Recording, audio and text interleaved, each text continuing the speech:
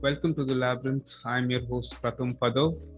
If you would like to support this podcast, buy my t-shirt. Link is in the description.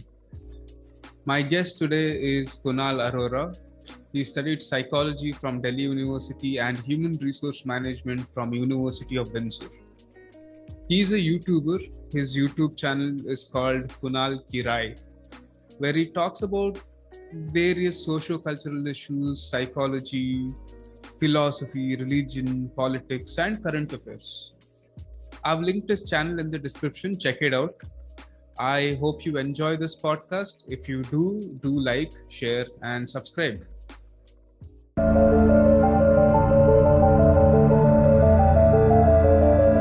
Kunal, welcome to the Labyrinth. So how are you doing, man? I am just doing, man. What's the Labyrinth? Let's start from there. Well, at the beginning, when people would ask me, "What's your podcast about?" I would say I have no clue, man. I'm not taking the podcast with High me. five. I think the podcast is taking me somewhere. I'm not going to choose the direction. The podcast is going to choose my direction. It was like that initially, but then now it's been 7 months. Can you hear some noise or something in the background? It's fine, right? It's fine though. It's all right. Yeah. All right. So I get guests of all kinds, man. I mostly end up talking about libertarianism. Okay, and I think it happened by coincidence. I just randomly got one journalist guy. He was interested in libertarianism. He was an anarchist. So I started reading more about anarchy. And earlier I used to think anarchists are just people who throw stones and stuff like that. But then as I read more and more about anarcho-capitalism, I thought, okay, these guys are smart people. They're trying to create a society that functions without taxation, without government rules. And I kept reading, and I went in that direction. But here we are with you. And the reason why I got you is because you talk about a topic that I'm interested in: religion and culture, and how Yes. we're all Thank you. How we are all victims of it, more or less. So It's good you raised that because you know what, I have a very newbie sort of a channel. Like I'm not a YouTube star or anything, right?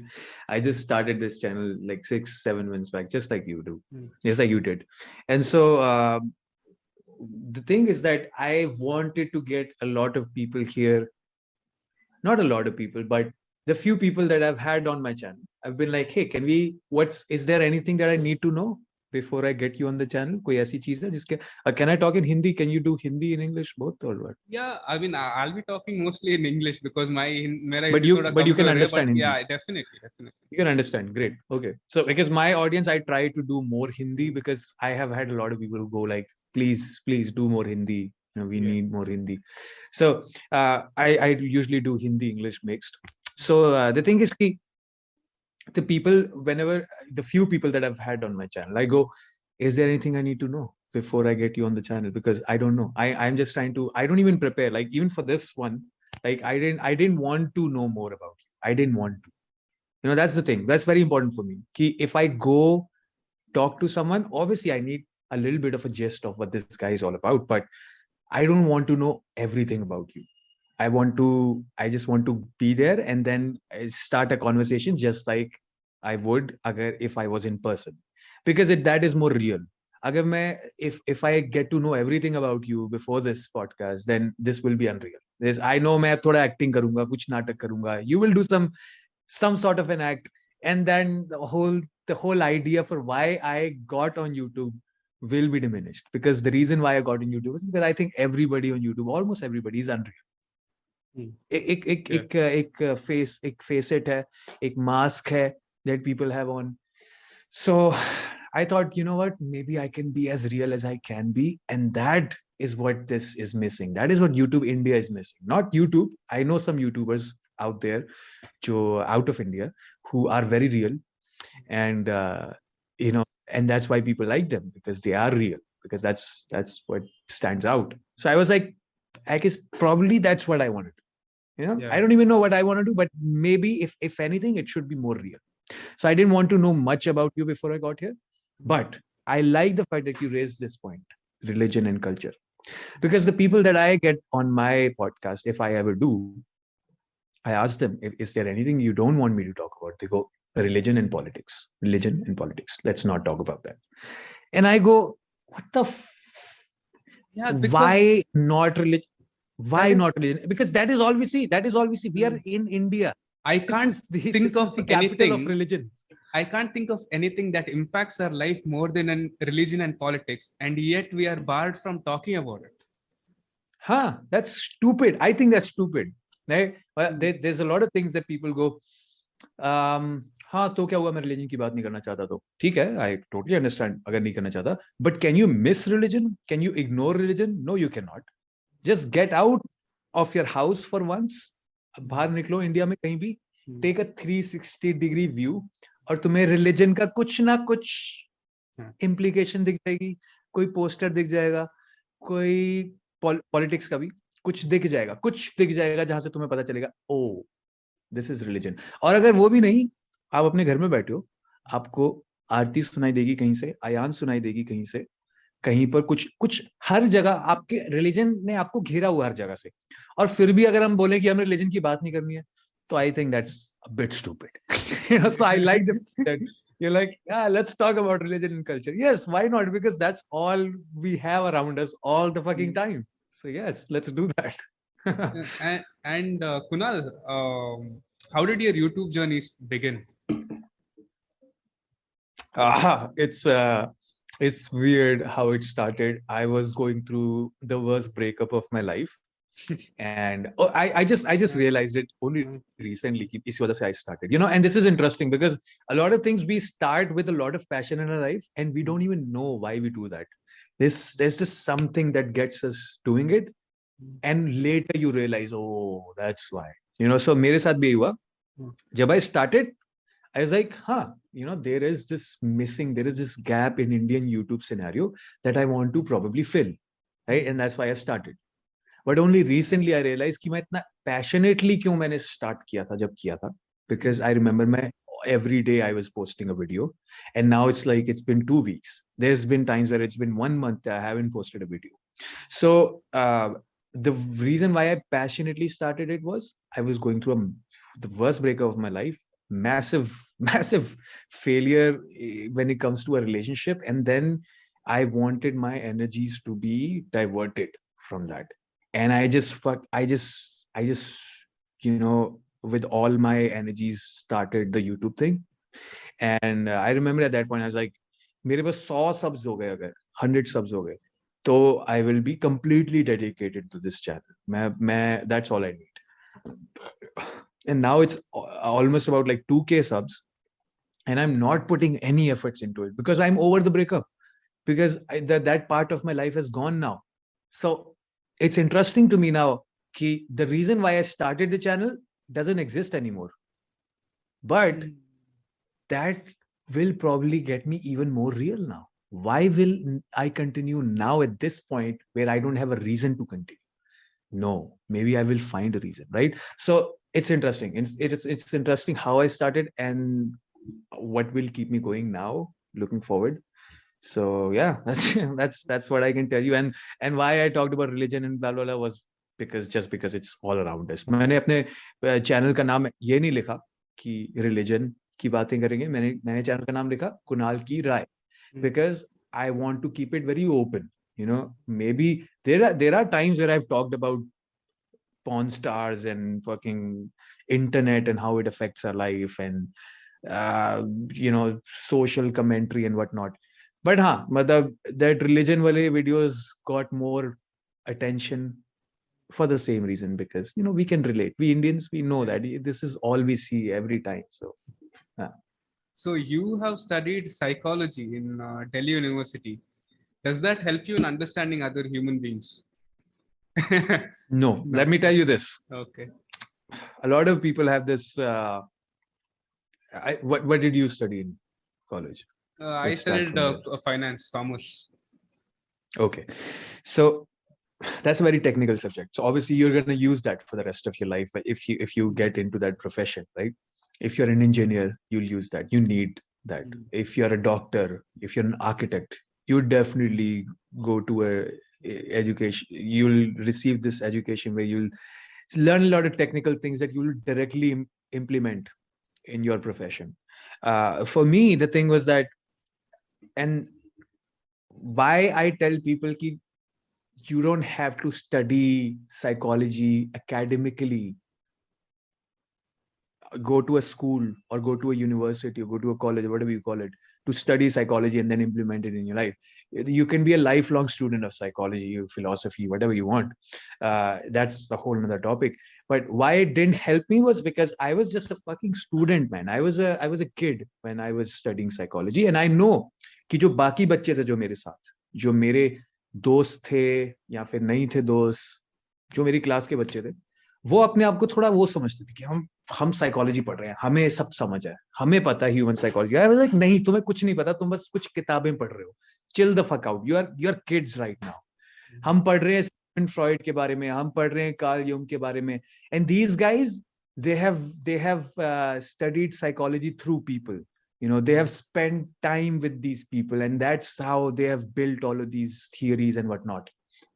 So मेरा going to a nice university and studying psychology has nothing to do with कितना बढ़िया मैं लोगों को समझ पाता हूँ ये सब। हाँ, no doubt, maybe supplementary तरीके से उसने मुझे हेल्प किया होगा, maybe उसने मेरे अंदर कुछ ऐसे प्रोपेंसिटीज ट्रिगर करी होंगी कि मैं एक स्ट्रक्चर्ड तरीके से समझ पा रहा हूँ कुछ चीजों को, but I don't really think so. Why? Because again as I said कि if that was the case, तो जो मेरे कलीग्स थे, जो मेरे क्लासमेट्स थे, तो वो भी सेम मेरी तरीके से सोचते हर एक चीजों को। But I will tell you कि psychology students are one of the worst people to hang out with, because they get this sort of they feel this authority in themselves कि हमें पता है, because हमने पढ़ा है। तो इसलिए मैं सबको ही बोलता हूँ कि प्लीज मेरी डिग्री से मत इस चीज को करना, बिकॉज मेरी डिग्री से पहले भी मैं ऐसे ही सोचता था, मेरी डिग्री के बाद भी मैं ऐसे ही सोचता हूँ। और हाँ, मेरे बहुत अच्छे मार्क्स आए हैं हमेशा, क्योंकि मुझे पता है एकेडमिक्स में कैसे अच्छा परफॉर्म करते हैं, मुझे वो पता है, मुझे अच्छे नंबर लेना आता है कॉलेज में। But that again has nothing to do with the learning, because हमारा एजुकेशन सिस्टम ही ऐसा, आप अच्छे मार्क्स ला सकते हो without even really marinating yourself in that experience. So I don't like to sort of pay heed to my educational background for my abilities to analyze certain human behavior in certain aspects. But if that is your interest, if you want to go for it, sure, it's a good idea to academically pursue it. But I don't think academics is, especially not in India. मैंने psychology बाहर से नहीं पढ़ी है, I'm sure उनका तरीका बहुत India से बेटर होएगा, क्योंकि मैंने बाहर से पढ़ाई करी है, मैंने मास्टर्स अपनी ह्यूमन रिसोर्स में बाहर से करी, तो आई नो कि उनका एजुकेशन सिस्टम ऐसा है कि वो आपको घुसा देंगे उसमें, you will you kind of get into the whole area, और तुम एक्सपर्ट्स से मिलोगे, तुम हर हफ्ते कुछ ना कुछ प्रेपरेशन करोगे, तो वो it will become a part of you, it will stay with you. But India में क्या है, एग्जाम के आसपास आप थोड़ी बहुत पढ़ाई कर लो और हो गया आप psychology graduate. So does that make you an expert in psychology? I don't really think so. Okay. Yeah. I like how you downplayed your education, and I think that's something that we should do. I think I'm still a student, even though I'm not in college, because I'm learning everything every day, and I mean learning Right. new things every day. Whereas in college, I felt less like a student, because most of the things that I studied in college has not had any practical usage. But adding to that point is, I feel like a lot of lecturers, a lot of college teachers take it upon them to push their culture on us. I'll give you an example. So I studied in a Catholic college, right? And in every Catholic college, in their classroom, they have a cross. On the cross, there is this really handsome bearded man, Jesus. So there is this one devout Catholic lecturer right? I had a stubble, I had a little bit of beard. She said, why are you leaving a beard? You must clean shave and come to class. And if you don't, if you leave a longer beard, you look like a rowdy, right? And I think I know where this is going. This is funny. Go for it. yeah, and I kept my mouth shut. All right, so it didn't go where you thought it was going. Okay, I didn't tell her like. Oh, okay. Okay. Okay. What you Yeah, think that's I nice. was about. It's good you did not. Otherwise, Okay. you would have been expelled, man. You would But have been yeah, expelled. but I'm just staring. I'm just staring at the cross, right? And this lady That's is a funny. devout Catholic woman, so it's so ironic, right? There. This is such a fun dinner time story. Like I wish this happened to me so that I would have told this story so many times and this would have gathered so much laughs, man. This is so funny. Yeah, it's and people like a lot of time like I do these Omega live sessions on my channel, and a lot of people go, "You look like brown Jesus," and like yes, and then they ask me, "Do you believe in Jesus Christ?" Like yes, I believe in myself. What do you mean? Is this a motivational talk? Yes, I believe in myself. But I've been on Omegle too, and a lot of the time these evangelist type people come. They don't just ask, "Do you know Jesus Christ?" Their second question is, "Do you accept Jesus Christ as your Lord and Savior?" Then they'll become the salesman of Jesus Christ. Right. I want to ask you a very vague question. Do you enjoy existence? Wow, that's a very existential question. Do I enjoy existence? There are times when I do enjoy existence. I think look, there's definitely parts of existence that you enjoy. Like, if you wake up this one morning and the birds are chirping, it's almost the sunrise, and you don't have much things to worry about. That's where, in that very moment, you do enjoy the existence.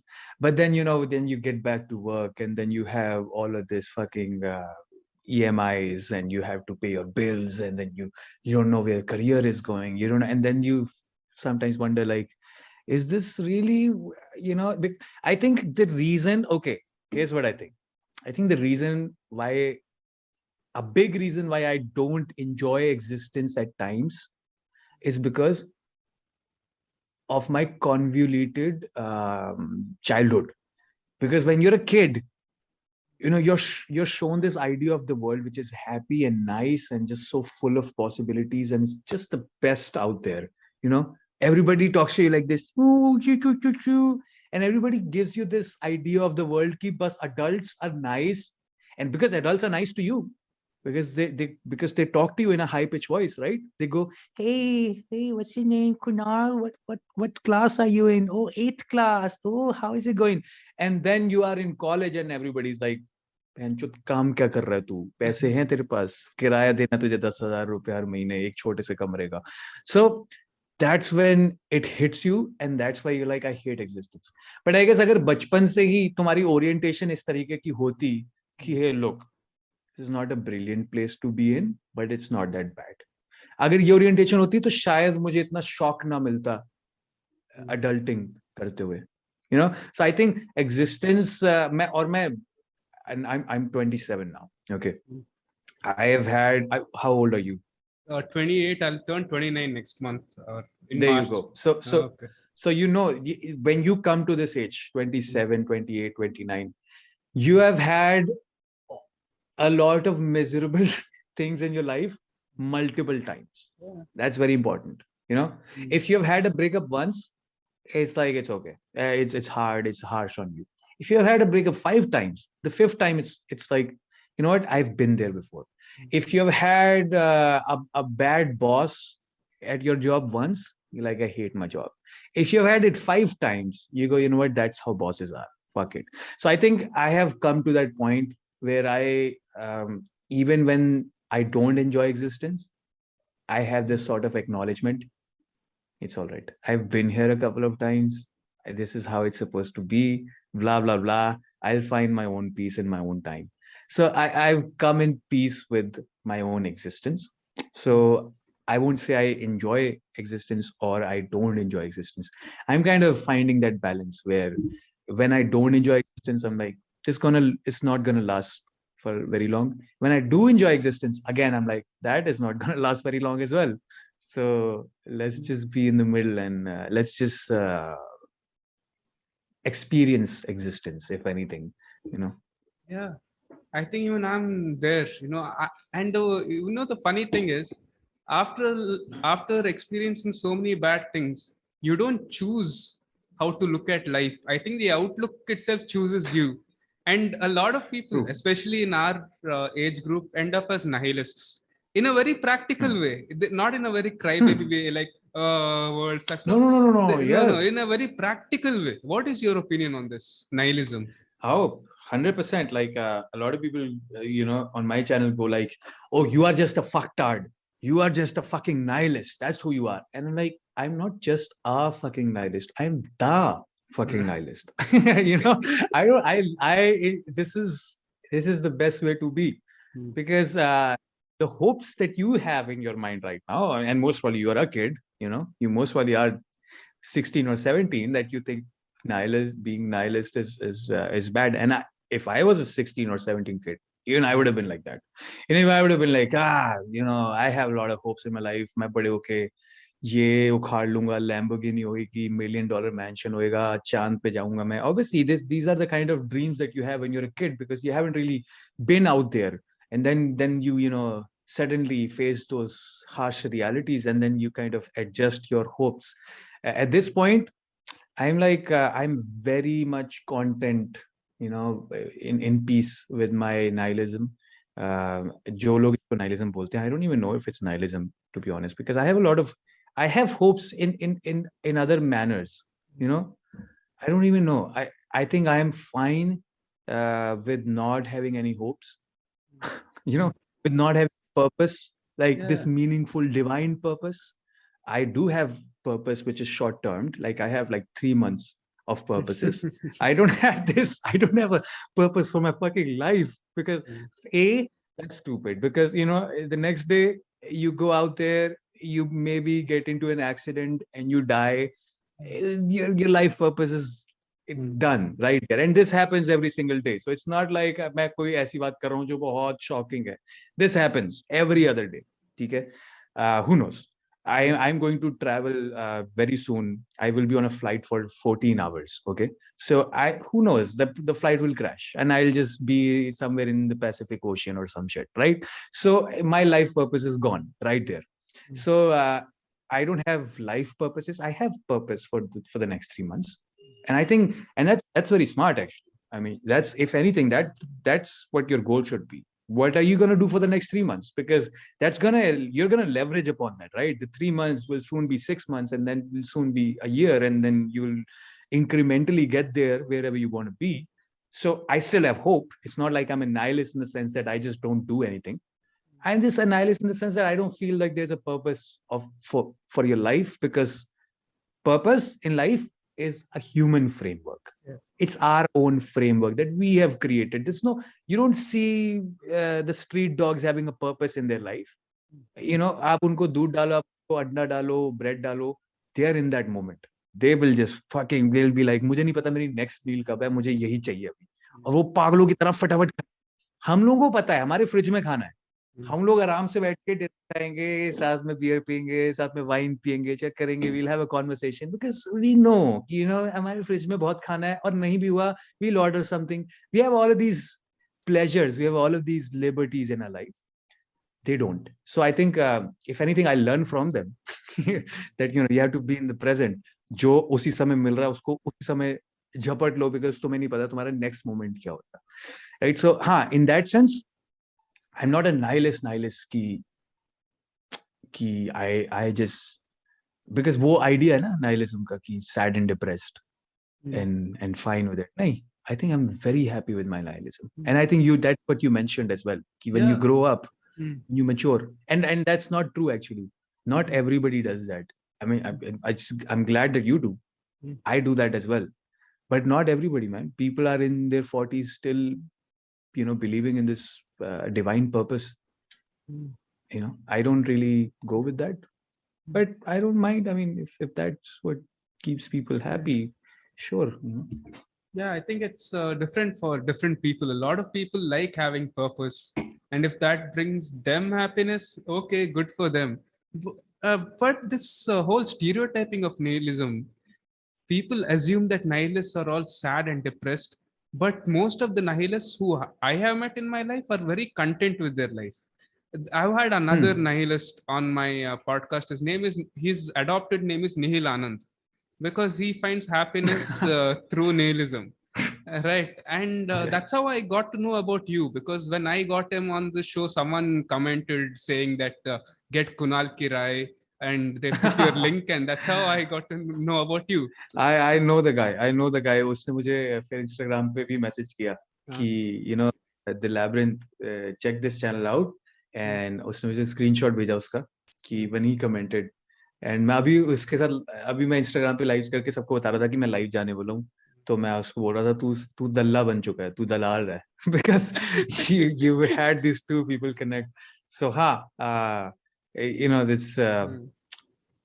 It's, I think, I don't know if I will call myself nihil, you know, but again, Anand, I think, yeah, that's Anand, Anand, very good. I love that. Anand to definitely, yeah, true. But this guy, this Nihil Anand guy, he went to such an extent that he sued his own parents for giving birth to him in Bombay High Court. For the fuck? Yeah. Wow. And later on, he said that he did it merely for attention, not merely for attention, but to kind of tell the world. This sounds like a brand strategy sort of a thing. See, obviously you can't sue your parents, because even the court said if you sue your own parents, we'll fine you because you're doing this for attention. So his reasoning is that in India, people go on manufacturing babies, pat. Even in slums, even in a very poor area, people give birth. So just to send that awareness out there, I'm suing my own parents. So Indian parents think that, we can't shove our culture and then manufacture one baby, two baby, three baby, and think for that. Interesting. No, that's a very good point, because I have so many bones to pick when it comes to parenting in India. Oh my God. मुझे पता है कि if parenting all around the world is also fucked up. I'm not saying it's just an Indian thing, but I know कि if I'm ever gonna have a kid, I will have to definitely do a lot of research, and I have this one book, Trauma of the Gifted Child. I forgot the name of the author. She's a psychotherapist, I guess. But Trauma of the Gifted Child, this book, I've read this book, and I will read it again. I'll read it a couple of times, and I will have my partner read the book as well, because there's so much that is involved, man. This is the foundational period of your life, when you're a kid. I am still dealing with so much shit from my childhood, and I know I will for the rest of my life, and everybody does.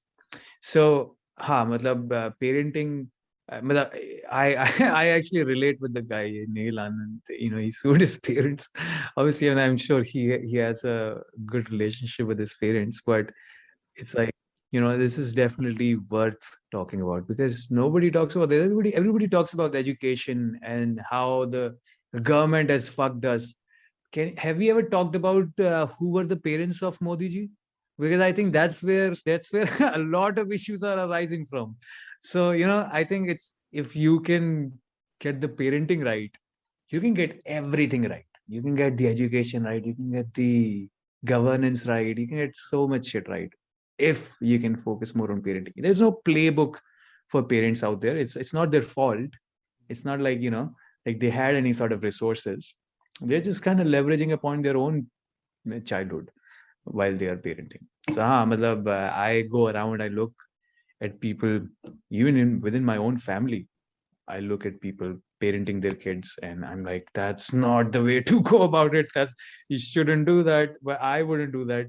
But I guess that's what we have come to. Like, anybody can be a parent. I think there should be a certification to be a parent.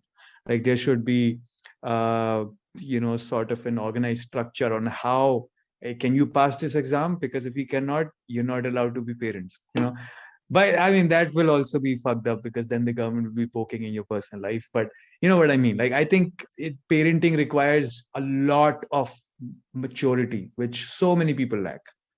And yet they're okay to be parents. You know, anybody can be a parent. It's fucked up. Yeah. That's really fucked up. And in India, parenting has become this catalyst of BDSM culture, I would say, because here parents are obsessed with the work with torturing their kids, and they expect their kids to worship them instead. Here we're expected to worship our parents as gods when they're mere mortals, they're mere human beings, they sin just like us. And yet we're supposed to we're supposed to look at them as these gods and goddesses. They just don't seem to get the point. Like, you can't question your elders, you cannot question Hmm. your my even before I started questioning religion, in fact the main reason why I started questioning religion was because I wanted to rebel against that statement, you can't question your elders. That's where all the problem I felt started with me. That's a very valid point you raise. I actually am, I was about to make a video on this, and it's just that I don't get a lot of time, so I've not been posting a lot. But India mein, again, this is also one of the reasons why we readily accept authority. Authority when it comes from religion, Bhagwan Ji, Allah, God, Goddess, jo bhi aap kaho. We readily accept their authority because that's how we have conditioned when we were kids, right? From our parents. And we readily accept the authority of the political heads as well. Government, अभी हम लोग बोलते हैं कि भाई इनसे तो डर के रहो. जय जो भी Modi ji, Yogi ji, even Congress, whatever. I'm sure when Congress was in power, people used to respect them. Like, yes, ये तो हमारे पालनहार हैं, या ये वाला जो आइडिया है ना पूरा इंडिया का कि इनके बिना हम कौन है, ये सारी जो इमोशन जो आप घुसा देते, ये सारा पेरेंटिंग से ही आता है. और यही जो अथॉरिटी है, when you're kids, your parents are your authority, right? And you have to accept the authority because it's very simple. When you're a kid, you're vulnerable. You don't have any job. You cannot sustain your own lifestyle. Obviously, your parents are sustaining your lifestyle, so you have to accept their authority. It's not even like you'll rebel against it, because that's like, what are you going to do? You have to eat, right? Your parents are providing for you. So how they behave in that manner is how you will accept authority for the rest of your life. So us samay, they are the ones who are providing for you, and they are the ones who are also giving you all this authority. So you're like, okay, अगर मुझे जिंदगी में कुछ भी करना है, अगर मुझे जिंदगी में अपनी लाइफ सस्टेन करनी है, तो I have to accept some sort of authority. Now this authority will be diverted once you're away from your parents, once you're financially independent, emotionally independent. You'll still have this sense of gap in your life. I don't know, where's this authority anymore? Well, let me assign this to a god. Let me assign to this political head out there. Let me assign this to my boss at work. So ये authority we readily accept them. और इस वजह से you find so many stark differences if you go to the Western world, if you go to the Occidental world, if you go to US, Canada, or whatever. You can talk to your boss like you talk to your friends. You can call them by their first names, right? If Pratham is my boss, I'll be like, hey Pratham, can we have a quick chat? I won't go like, hello Mr. Pratham, please can I have a few seconds with you? And because if I do that, they'll be like, what the fuck is wrong with you? Why are you sounding like a little bitch, right? So the idea is this, we readily have accepted authority, and we have been conditioned to do that since we were kids. So that's another one of those reasons why we need to reiterate our parenting style. So why did you abandon religion and become an atheist? Okay, first of all, I'm not an atheist. Okay. I'm agnostic, and that's all. I mean, I can be. That's the best I can be, to be honest. Same here. Good. There you go. And that's probably because, again, I let me tell you this. Probably because of my bias. I have been brought up as a religious person, so I still have this angst, this tension inside of me, this tension that builds up every time I think of rejecting the existence of God. I still feel like, I still have that angst. And that's probably why I have come to the point where like agnosticism is better. It gives me the sense of, oh, maybe not, so that's probably the reason why. I don't know, maybe not, who knows, I don't have all the answers. But even if I were to believe in a divine entity, in a supreme entity, I would still not follow a religion, because I think religion, and that's why you asked, right, why did you abandon religion? Because I think religion is a very social thing. As as soon as you become part of the Muslim community, as soon as you become a Muslim, you are now a part of this largest growing, fastest growing community of Muslims. It's very social. You can go to the Makkah, you can talk to your friends about Quran. You have so many touch points with so many people. You're all of a sudden part of this huge network of people.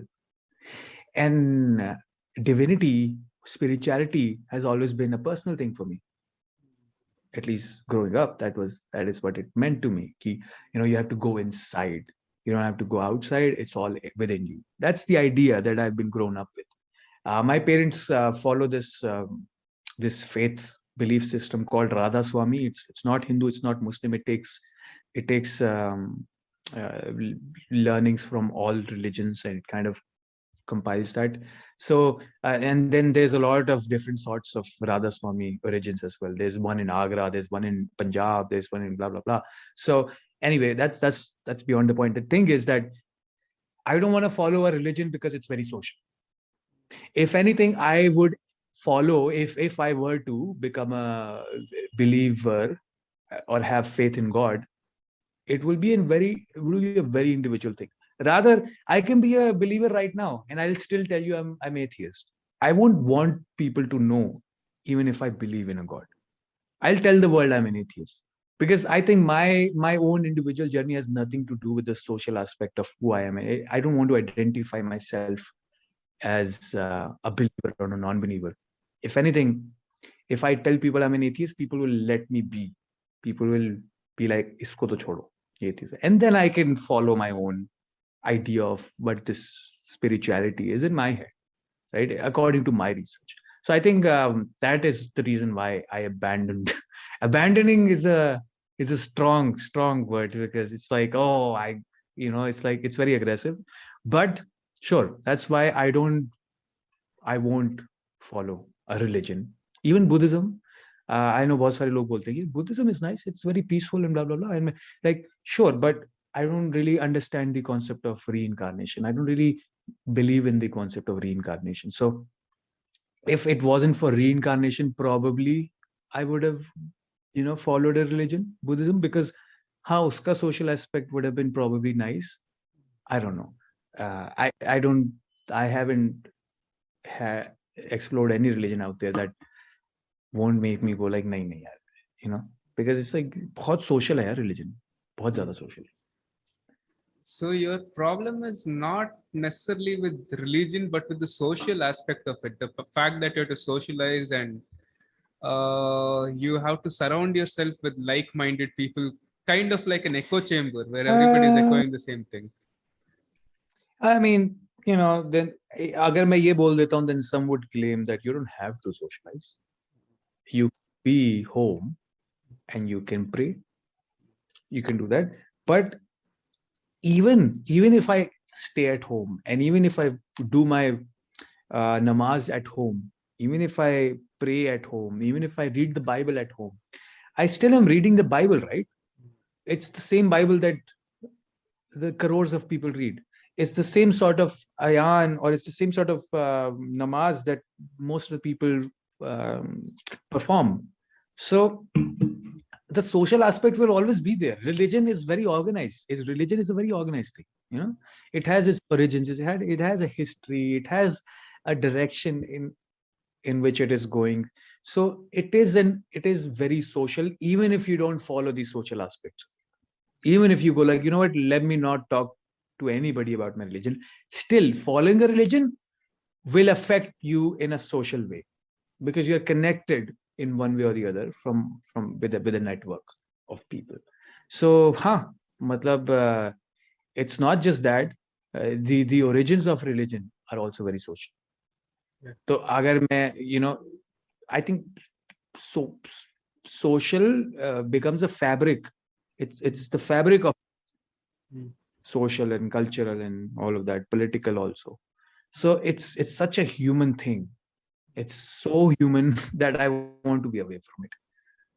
Like we humans, we have created a lot of schools of thought. So religion is just one of them. Like would I like जैसे ही आपने बोला कि nihilism, तभी I was like a little, I wanted to back off a little because I was like, it's such a human structure. I don't want to be part of a structure, if that makes sense. I don't want to be in a box. Okay, are you religious? What religion do you follow? Are you a Muslim? Okay, there's a structure right there. Are you Christian? What sort of Christian? Catholic? Structure, another structure. You have a lot of structures in religion. Religion is a structure. I don't like that idea of being structured because I'm so fluid. I don't know what I will be 3 months from now. I'm definitely not the person that I was 3 months back. So how can I be part of this structure which is so limited, which is like, this is what you have to do, this is who you are. So I think that's again another reason. Same, more or less, I guess. With me, I just wanted to be left alone, man. I grew up in a religious joint family, a lot of constraints, a lot of restrictions. And I think that's why I became an atheist around college time. And I became obsessed with atheism to a certain extent, that atheism itself became like a religion where we were mocking religious people. A lot of atheists mock religious people. And even in atheist community, there are a lot of things that you cannot say without offending them. And that made me feel like I'm surrounded by religious people even when I'm with atheists. That's why I'm just like, you know what, maybe there is God, maybe there is not, I don't care, just leave me alone. And that's how I became an agnostic naturally. I don't even call myself an agnostic, I just am. It's just what it is. Like, I didn't choose to be that, it just happened as it is. But I don't like atheists the same way I don't like religious people. I consider communism to be religion. I consider scientism to be religion. I can this new age spirituality people. They say that we are not religious, we are open minded, but then they start selling products like crystals and tarot cards and all that stuff. I find that also to be like religion. I find wokeism also to be religion because they say that they're open minded, but then they try to cancel comedians who say jokes that are offensive to them. Everything has become a religion. I can sense that you're mentioning there's a theme. There's a theme of, again, if you're woke, you'll offend these people. If you're atheist, you'll offend these people. It's so predictable, right? Like you can almost predict. Atheist, you will always have a bone to pick with Muslims and Hindus and Christians. Oh, you're a woke person, you will always have a bone to pick with people who support BJP. There's a structure, there's a very defined structure of how people act when they are identified with certain thoughts, school thoughts or whatever. So I guess, there you go. That's the mere reason why I don't follow a religion, and that's the reason why I won't be I am friends with some active atheists. Even if I become an atheist, I won't be an active atheist in the sense that I won't go around telling people don't follow religion. But I know some friends who are active atheists, and they have very good points, for why they're atheists. But I cannot do that because it takes up a lot of energy. I just think I don't have that sort of energy that I can dedicate to a cause. I don't want to be part of a cause, basically. I don't want to be an atheist and go around telling people there is no God. Just like, Christian missionaries going around telling people Jesus is real, God is real, right? I don't want to do that. I like the fact that you're finding parallels between religious people and atheist people. So I think it's not even about God anymore. It's about what are you dedicating your energy towards. Like, this is not even a topic that we should be discussing.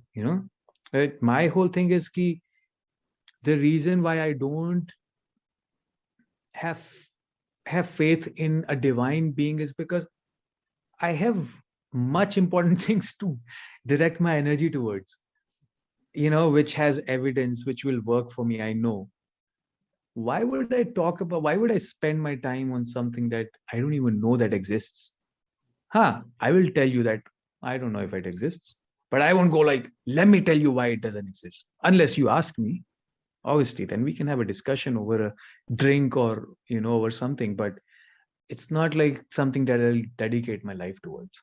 So, I totally understand that key, this is also the reason why I don't like to hang out with people who are active, whether it's in religious terms or whether they are active atheists, because that's not something I think it's not even worth my energy, to be honest. And here's a very common question that often arrives when you say that you're not religious. Can morality exist outside religion? Yes, and it does. It's so easy to tackle these questions, man, because I have so many of these questions. First of all, morality is subjective. Morality is not objective. Religion would tell you that morality is objective. Now, okay, there was a time in the United States where it was completely moral to own a slave as a property, sell a slave, resell a slave, lease a slave as a property, as a piece of land, right? Is it okay? If I go one day, if I go, Pratham, do you own a piece of land? And you'll be like, yes, I do. And I'll be like, oh, you're a hypocrite. You should die in hell. And you'll be like, what the fuck? I'll be like, no, you should not own property because property is not something to be owned. It's to be divided among everybody. And you'll be like, shut the fuck up. Right? Why? Because the times that we live in right now, it's okay to own property. Rather, it's regarded very high. If you own property, people will be like, oh, that's very nice. That's impressive that you own property at the age of 28. That's crazy, right? So similarly, there was a point in the US where owning a slave, just like a property, was regarded high. It was moral. It was all right. Not moral. It was not immoral. Let's just say that. These were some fine Christians who were owning slaves. Okay. So there's no idea, there's no objective morality. Morality changes with times and cultures. Okay? So if a religion will tell you there's this sort of morality, well, when are we going to apply that morality? What time period are we going to apply that morality in? Right? Morality changes with us. Morality changes with the cultures. It changes with times. It has been changing throughout history. Even in India, like it was at one point, it was moral to look down upon the untouchables, right? Even today in the world that we live in, there's so many people who are from that unprivileged class who are working as manual scavengers, right, all around the world, and we just readily accept it. Why? Is it moral? It's not. It's that it's subjective to you. You think it's moral because it's very subjective to you. If I bring a Gora, if I bring a white person from the United States and I'll tell them, hey, look at this part of our society. There's these manual scavengers, and you'll only find Dalits, and you'll only find the lower caste people in this. Is that moral? You'll go, heck no, that's not moral. But in India, it's somehow moral. Does that make it objectively moral? No. Right? So morality differs. Morality differs according to our culture and also our times. So can you attach morality with religion? No, you cannot. A lot of people go, I get so many stupid arguments. एक बंदा मुझे बोलता कि okay अगर religion नहीं होएगा तो सड़क पे लोग सेक्स कर रहे होंगे सड़क पे नेकेड सेक्स क्या वो सही होएगा पहली बात आई वाज लाइक पहली बात ऐसा नहीं होएगा but I don't believe in religion. I don't want to have sex in front of everybody सड़क पे.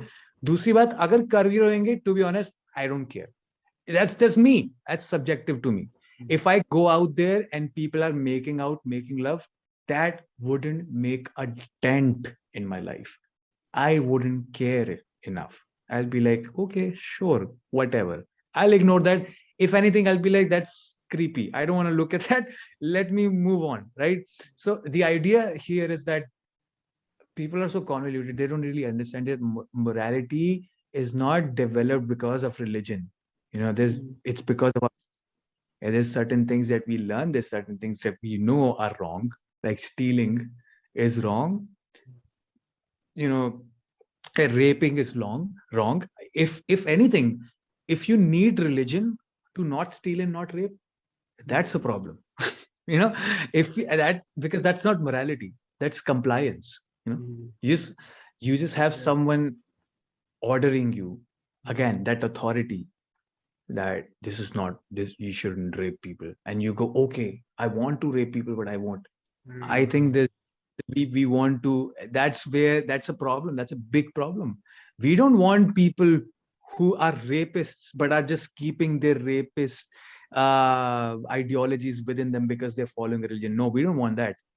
We want to really get deeper into why people would act in certain manners, right? And so that's really what I think about, when I think of morality and religion. Yeah, I think morality is not derived from religion, and that same thing can be applied even to law. Okay, because why am I not going and murdering a corrupt politician who I hate? Because Simple. because There's a there is law. a law. That's it. Okay, Exactly. but I want to. Like the example that you give, like a man is going and saying that I want to rape this woman, but I'm not raping because I fear of God. But I'm saying fear of law, because law is just like religion in a way. They're arbitrary. So should we It governs be? you. So should I be obeying laws because some of them don't make any sense, right? In that I say, I just go, it's the law of the land, I have to follow it. It's like जैसे जब COVID restrictions शुरू हो रहे थे, तो there's people who came up to me and they were like, are you getting vaccinated? I'm like, yes, I am getting vaccinated. And they're like, oh, but you know what, you're not going to have kids in 10 years from now. You're not going to have kids because if you get vaccinated, it fucks up your sexual hormones or some shit. I'm like, look, bro, I want to travel. Okay, I cannot travel if I'm not vaccinated. I go to the airport, they tell me, show me your vaccination certificate. If I don't show it, I'm not able to travel. That's all what this is for me. I don't care. Okay, sure. 10 years from now, I'm not going to be able to have kids. I'll cry then. But that's not going to keep me from traveling now. Like I'm living right now. This, I know the law of the land is that I cannot murder people. If I want to murder someone, I won't do it because it's the law of the land. I'll follow the law of the land. Agar kal ko there's a Muslim invader that shows up in India and forces everybody to be a Muslim, I'll be the first person to be a Muslim because I don't want to die. I don't want to pay. It's like if the Muslim invader shows up and it's like, if you're not a Muslim, you're going to be paying 30% extra tax. I'll be like, okay, I'm a Muslim right away. What do you want? Where do I get circumcised? Let me start this right away. I'll be the first person to be a Muslim. So it's not like I have this passionate hate towards anything. I just wanna fucking live the best I can at this very moment, no matter what it takes. Or again, obviously, if I am a Muslim, does that mean I believe in God? No. I'll just tell people that I'm a Muslim. I'll go to the masjid. I'll do the prayers. I'll do everything. I'll wear a hat. I'll be circumcised. But in my head, I'll be like, I am just doing this just so that I don't die, just so that I don't get murdered, just so that I don't pay enough taxes. That's all the reason why I'm doing this. This is my thought. Do you think that it can have long-term repercussions if you keep choosing convenience over freedom? Sure, it will, but I don't care. I'll live for what, 80 more years. I don't care.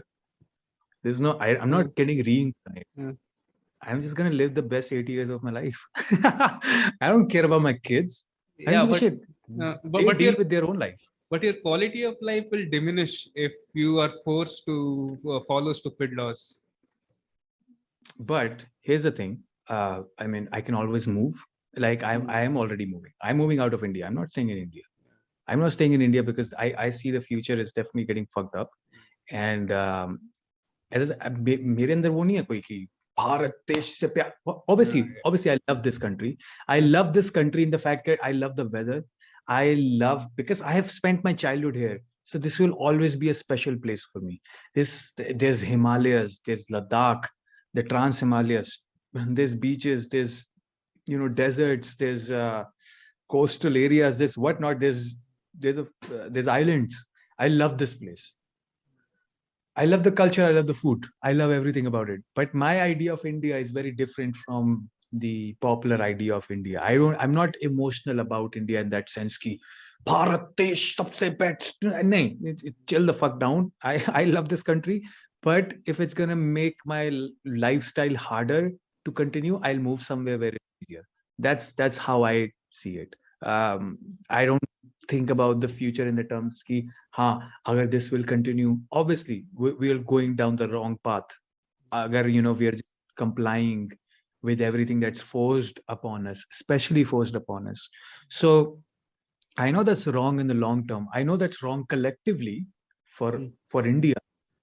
But for my individual life, I don't give two shits about it, because I don't have any sort of, I don't feel a sense of responsibility. I'm not a freedom fighter, right?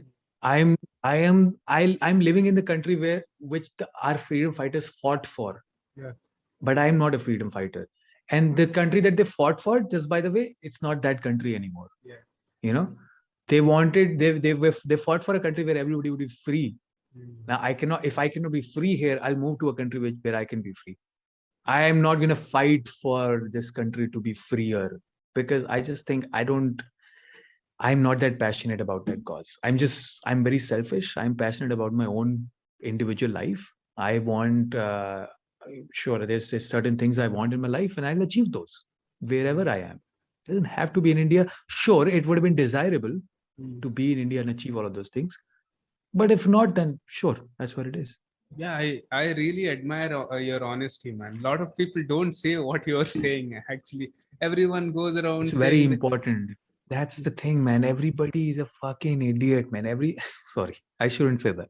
No, I like a lot of people. Is that people? There's a lot of things that I'm saying that people will do. क्या लोग जाते नहीं India से बाहर? कितने सारे हर साल जा रहे हैं इंडिया से बाहर. बस वो ये बोलते नहीं है. बस वो ये अलग-अलग तरीके से फैब्रिकेट करते हैं अपनी चीजों को. मैं फैब्रिकेट नहीं करना चाहता. I just want to be as real as I can. क्या मेरे को कोई क्या बोल सकता है? Oh, you are a loser. I'll be like, I am a loser. What do you want to hear? Yes, I am a loser, and that's why I'm happy, because I don't have anything to lose anymore, because I'm a loser already. I don't want to be a winner, because with being a winner, you assume a lot of things. Being a winner, you sort of hold your trophies dear to you. And then when those trophies are led away, then you cry and then you whine. I won't be whining, because I'm a fucking loser. And this is how I would continue my life for the rest of my life. I'm so happy. I'm blissful. There's nothing in my life that I would change. This is perfect. Is there anything in your life worth fighting for? For sure, there's so many things, man. I fight for a challenge every time in my career. I think I always thrive because of my career. The other day, a friend of mine, ek mera dost hai, who gets high all the time, and he calls me whenever he's high.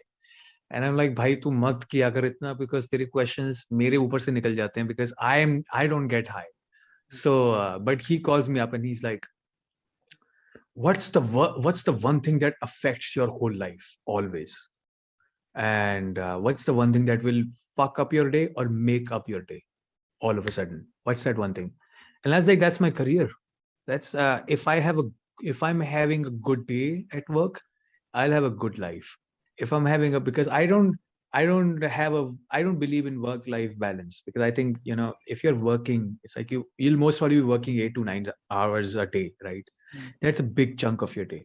If you're not happy at work, you're not happy in your general life. So there's no work-life balance. It's just get your work situation right, your life will get right.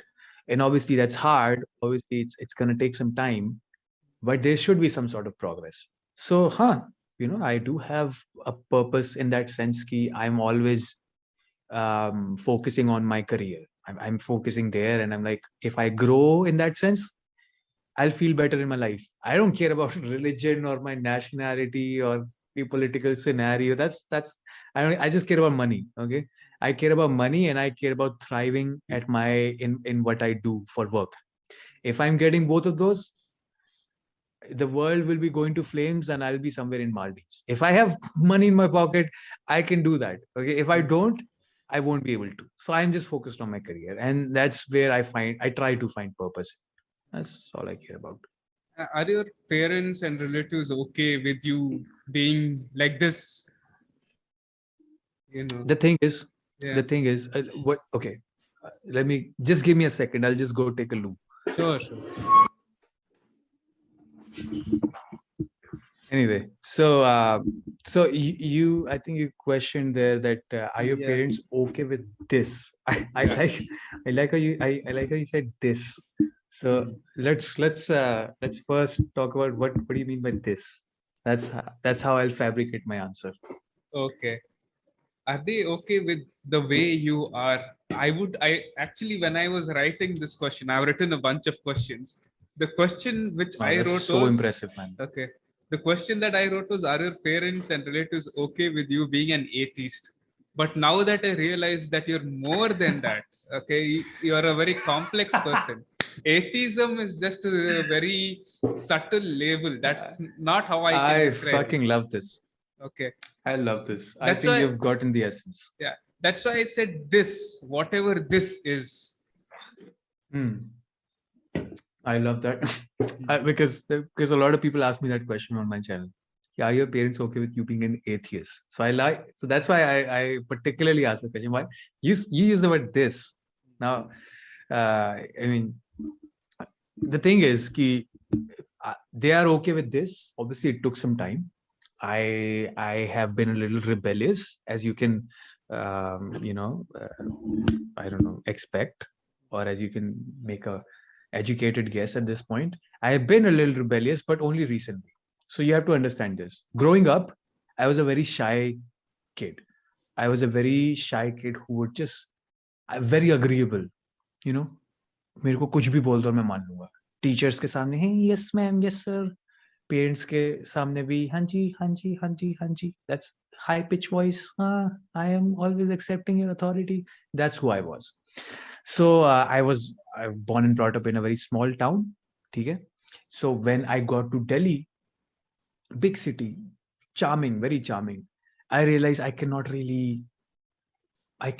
talk to people because I cannot relate to people because they're like far ahead of my time. I don't really understand people. Nobody makes sense to me. And it's like, I cannot get a girlfriend. I cannot do a lot of things that everybody is doing around me. And I'm obviously not cool. And I'm a small town boy. And I used to hide that. I used to hide where I'm from. I used to hide about my origin. It's like, oh, people make fun of me, right? So I realized that there's a lot of things that I need to change about myself. I was so much in my shell. I was an introvert and blah, blah, blah. I'm still an introvert to a lot of extent. But I was like, it doesn't mean that I don't want to relate to people. Doesn't mean that I'm introvert. That doesn't mean that I don't want to make friends. I need friends. I don't want to be a fucking loner. I don't want to do all of that, right? So that's when I realized a lot of things are rising from my childhood, because I have always been such a baby, to my kids, to my parents. I've been such a kid. And that's when I very consciously started like just going against everything that my parents have kind of taught me. And obviously that's not a very good idea, but it was worth it. I faced a lot of challenges in that sense because I was just going against everything that my parents would tell me. It's like, okay, yes, I'll say no. No, I'll say yes. I won't care about what's right or wrong. I was just, there's this phase where I just have to go against to break out of my shell. That's all.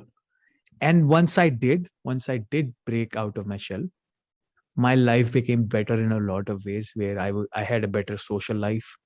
I had better things going on for me. I was like, you know what? मेरे घर में कोई भी मेरे घर it's a total pure vegetarian घर, where nobody drinks, nobody eats meat, nobody even touches an egg, right? And now I'm a non-vegetarian. I drink. occasionally, socially, right? I have an elder brother who won't drink, who won't eat non-vegetarian. So there's a lot of like, oh, it's usually the big brothers who would spoil the little kid, but it's been the opposite in my case, right?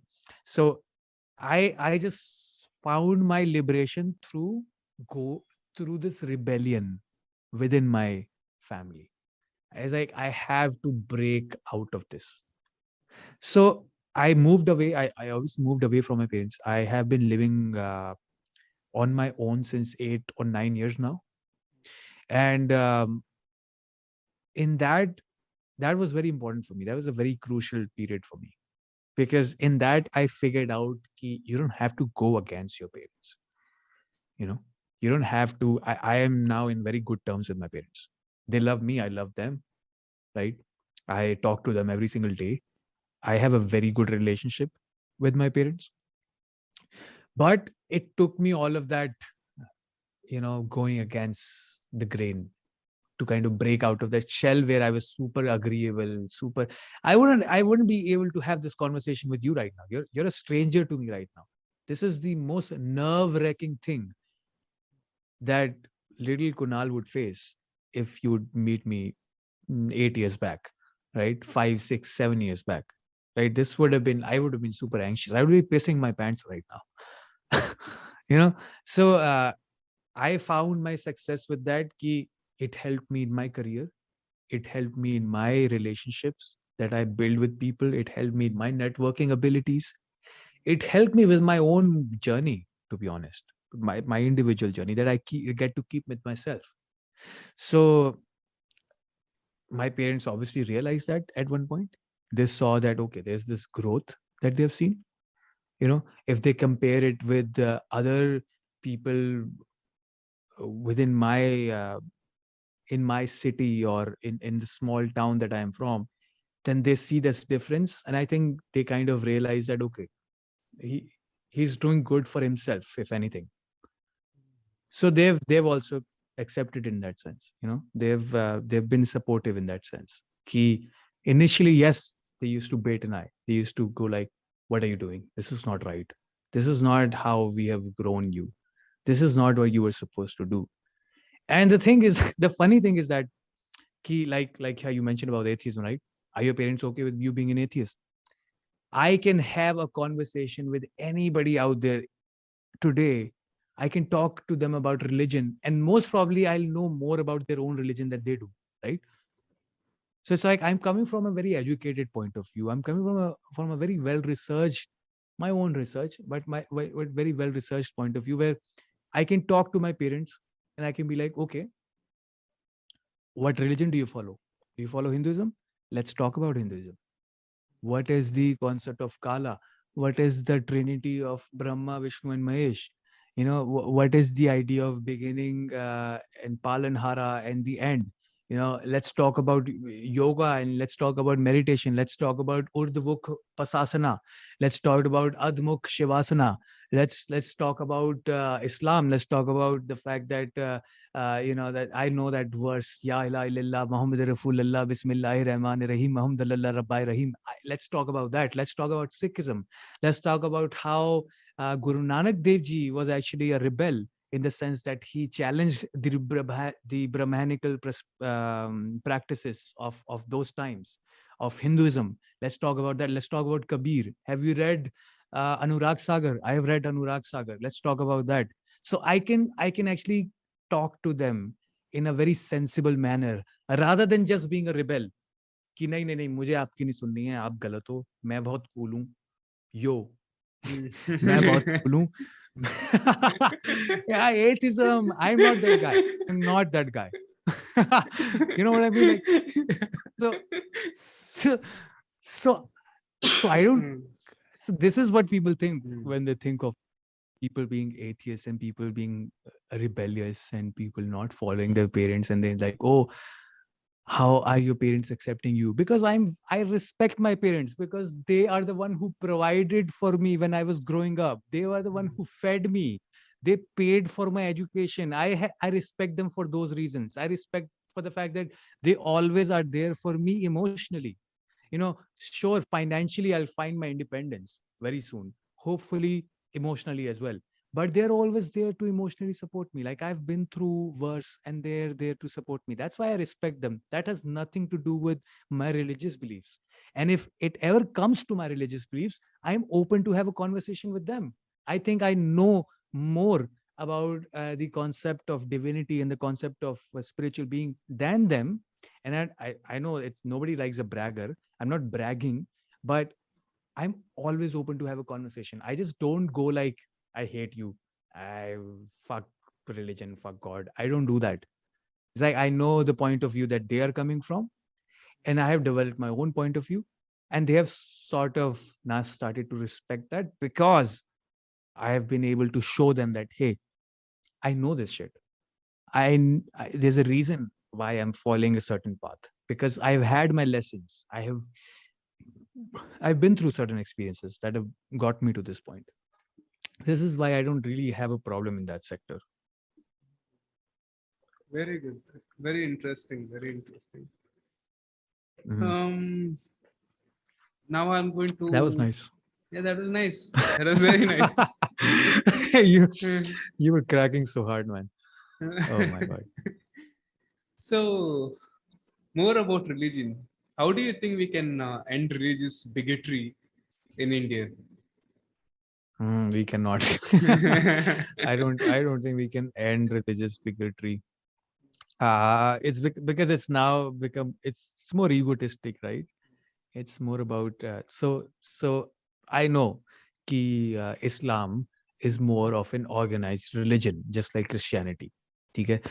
It's just that we had Mughals in our country. अगर हमारी history में कोई ऐसा ruler आया होता जो Christian होता, तो अभी वही जो लड़ाई हिंदू मुस्लिम में होती है, वही लड़ाई हिंदू क्रिश्चियंस में होती.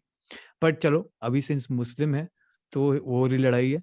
तो जो तरीका है Hindu majority ka to fight back against the Muslim dominance is by creating a Hindu militant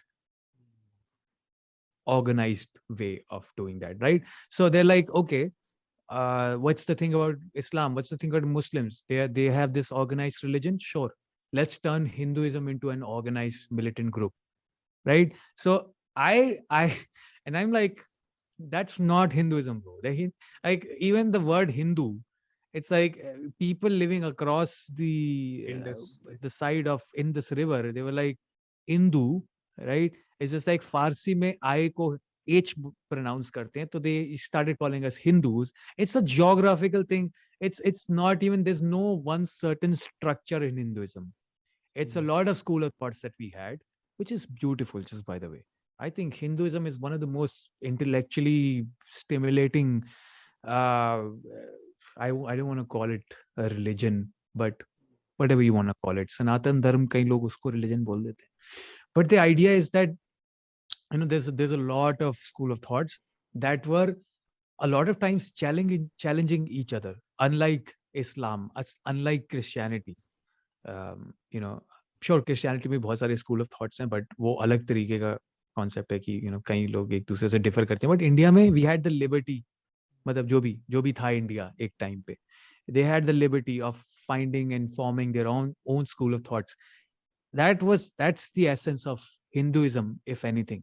सो उसको स्ट्रक्चर करना इस तरीके से कि उसको एक हिंदू मिलिटेंट ग्रुप बनाना, you're just going against what Hinduism stands for.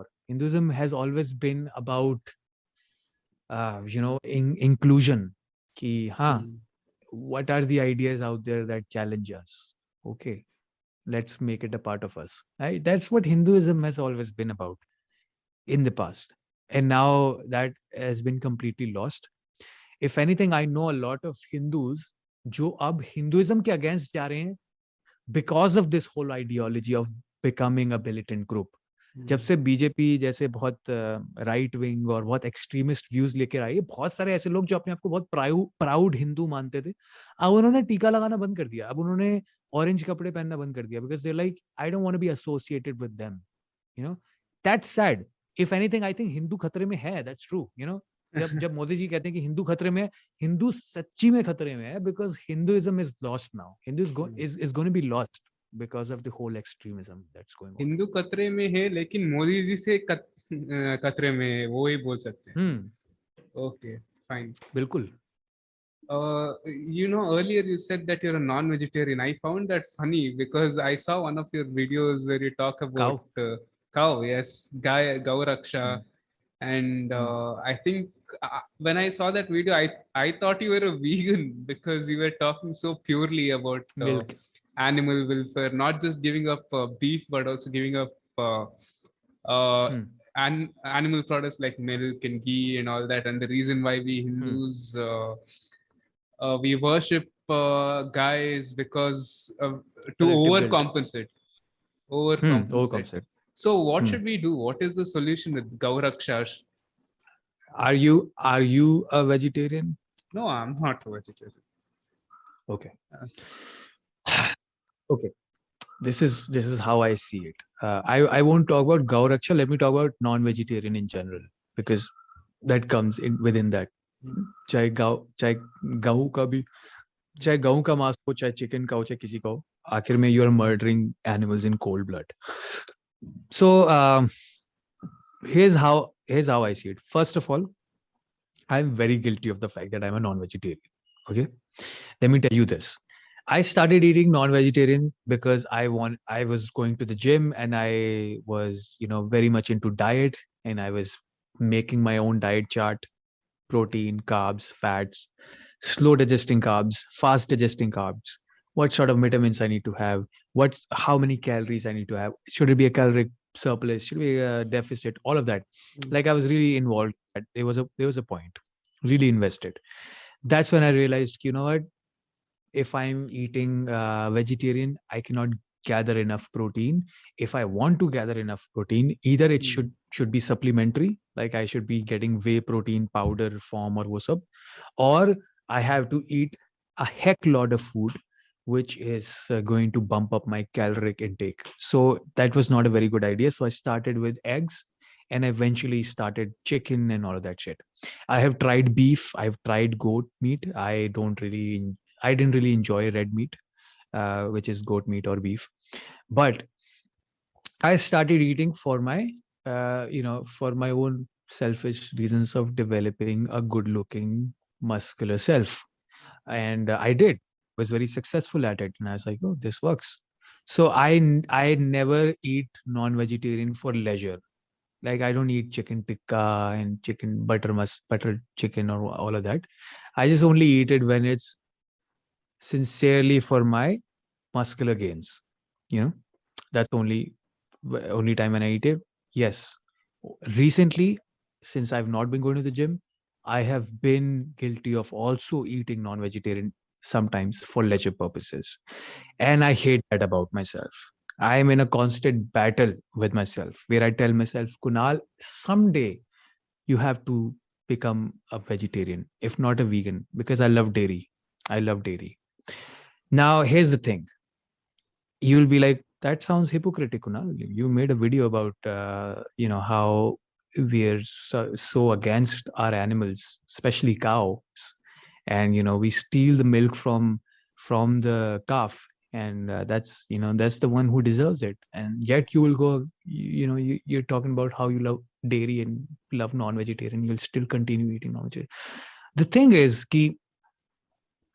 I know in the world that we live in, we'll never, I shouldn't say never. Again, that's a very extreme position to have. But in hundreds of years, we'll not be a fully vegetarian society.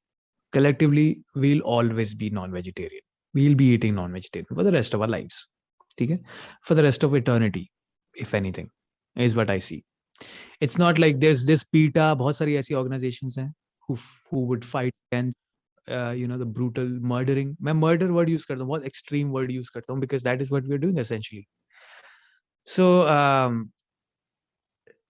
sure, all of these organizations are fighting against it. And again, मुझे याद है एक excerpt मुझे याद है, I was in Canada, I was studying, master's से मैं पढ़ा था, और मेरे यूनिवर्सिटी के बाहर एक प्रोटेस्ट हो रहा था बाय पीटा पीपल, पीटा ऑर्गेनाइजेशन के कुछ लोग थे, and they had a mask on their face and they had a screen on their face. उसमें वो वीडियोस चल रहे थे where they pigs and cows and all of these animals were being slaughtered. Very, it was very emotional to see that. And I just stood there and I was like, yes, I support this. Let's stop people eating non-vegetarian. And then a lady showed up and she was the manager of that whole thing. And she was like, are you interested in this? Are you interested? She's like very passionate. I was like, yes, I am interested. And she's like, oh, what sort of a jacket are you wearing? What is that fur on your jacket? And till this point, I didn't even realize कि मेरी jacket पे एक fur लगा हुआ था, जो कि जिसके origins किसी bird में थे. I am in Canada. It's super cold there. ठीक है? That's the cheapest jacket I've bought. तो वो furry थी बहुत. It was also very heavy. And she was like, you know what? You shouldn't wear this jacket. This is fur of this blah blah blah bird and blah blah blah. And she went on going. And I was like, I just bought this jacket because it was affordable for me. Okay, I'm new here. I have to spend in dollars. Like, are you gonna pay me for a better jacket which is an animal friendly? That's gonna cost me like $700, which will be like fucking 40,000 rupees for me. So are you gonna pay for that or what? So I was kind of taken aback. Point se lag ja raha hu main, but the idea is here कि if anything, अगर मैं एक ऐसी organisation शुरू करता हूं जो इस तरफ टारगेट करेगी कि हमें एनिमल अब्यूज नहीं करना है, तो the very first thing I would do is not to get all the vegetarians and all the vegans to support me. नहीं, I will get all the non-vegetarians, accept the fact that we are brutally murdering, slaughtering animals for sake of some few meals for our leisure. Let's just start from there. Let's just acknowledge that fact. Till 21, जब तक मेरी 21 साल की उम्र थी, मैं vegetarian खाता था. And I have been very healthy till 21. I was building muscles. I was going to the gym. Not in the sense that, obviously I was also a little fatty, but I was strong. I was very healthy. Like, you cannot look at me and be like, this guy's not healthy. You'll be like, this guy is doing good. I was very emotionally healthy. I was good. Basically, what I'm trying to say is कि you won't be like, इस बंदे को किसी चीज की deficiency है. And I was eating all vegetarian. ठीक है? So, if anything, I want people to know कि ठीक है, because I know कि मैं लोगों को force नहीं कर सकता to stop eating non-vegetarian. The only thing I would want to do is tell non-vegetarian people कि start accepting the fact कि you are brutally murdering animals. If your generation accepts that fact, your next generation would probably be like, let's not brutally murder them. Let's murder them in a way that is more humane. And then next generation might go like, murdering is murdering. Why humane? Let's just not murder them. Let's just have eggs. Let's not eat a chicken, because eggs are essentially the periods of a chick. Then the next generation might go, you know what? Let's not even do that. Let's just have milk. Milk has enough protein. And the next generation might go like, why are we doing that? This Let's is not very have milk. For a guy like you who has given up on certain things, isn't this very extremely hypothetical and idealistic? I feel like this is never going to happen. True. Why not give up? It is. Because I'm very guilty. Because I am very guilty of the fact then you are just like those, I shouldn't be eating. Yeah, then you are just like those Hindu Gaurakshaks, right? Who are also guilty and they're trying to overcompensate for that. But are they aware of it? No, they have been conditioned. You're then aware. More awareness, man. More awareness, then more acknowledgement. Isn't acknowledgement the path to liberation?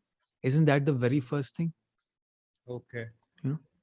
If anything, that's what I want. You know I see, जैसे जब मैं छोटा था तो मैं vegetarian खाता था, तो मेरे डिबेट्स होते थे, बच्चा था, छोटा था मैं, स्कूल में बच्चों के साथ।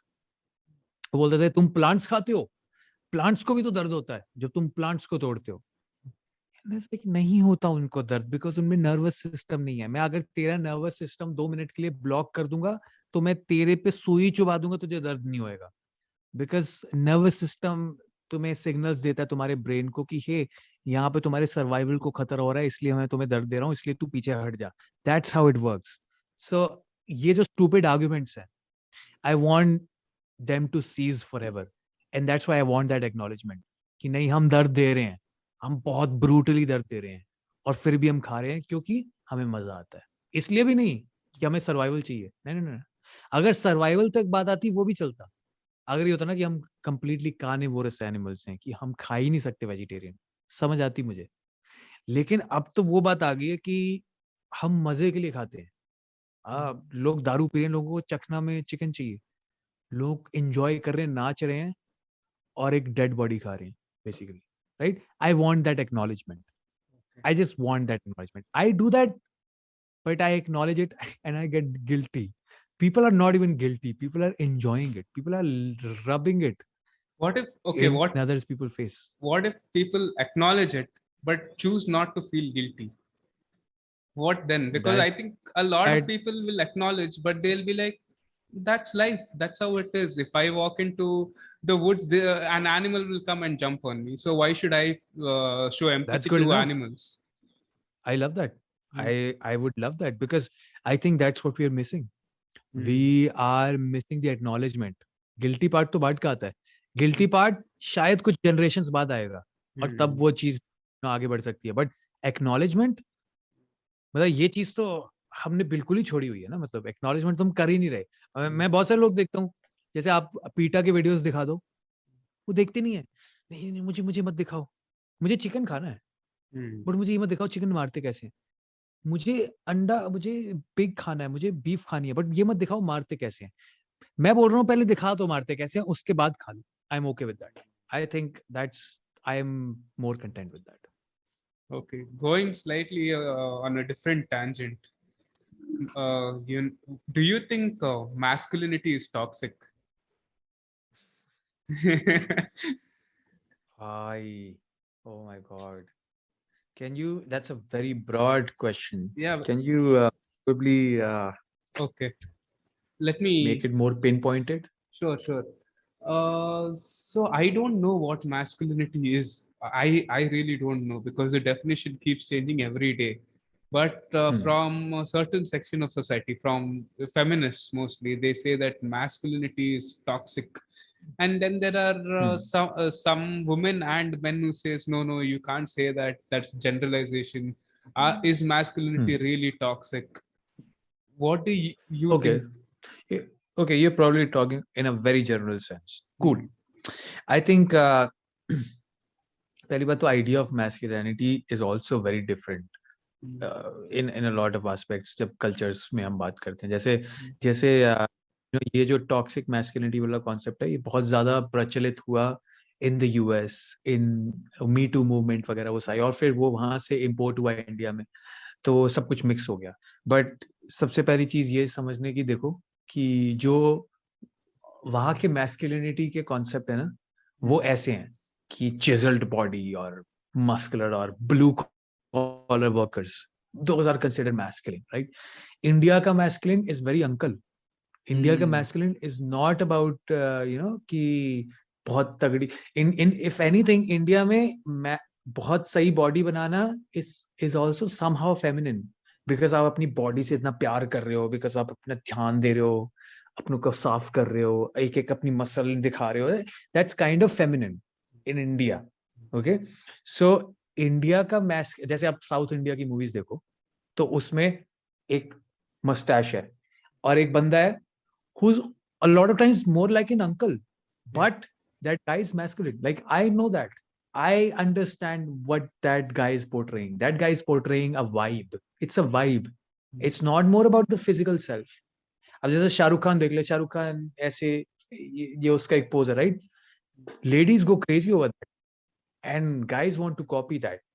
in a popular sense, I'm not saying me and you would want to copy that. In a popular sense, एक जनता जो भीड़ है वो इंडिया में क्या कर रही है. So जो masculinity का concept है इंडिया में ना, वो बहुत अलग है बाहर के masculinity concept से. और वो कहीं ना कहीं मिक्स मैच हुआ है, इस वजह से बहुत कंफ्यूजन है इंडिया के अंदर, what is toxic and what is not. With that being said, I consider myself a feminist.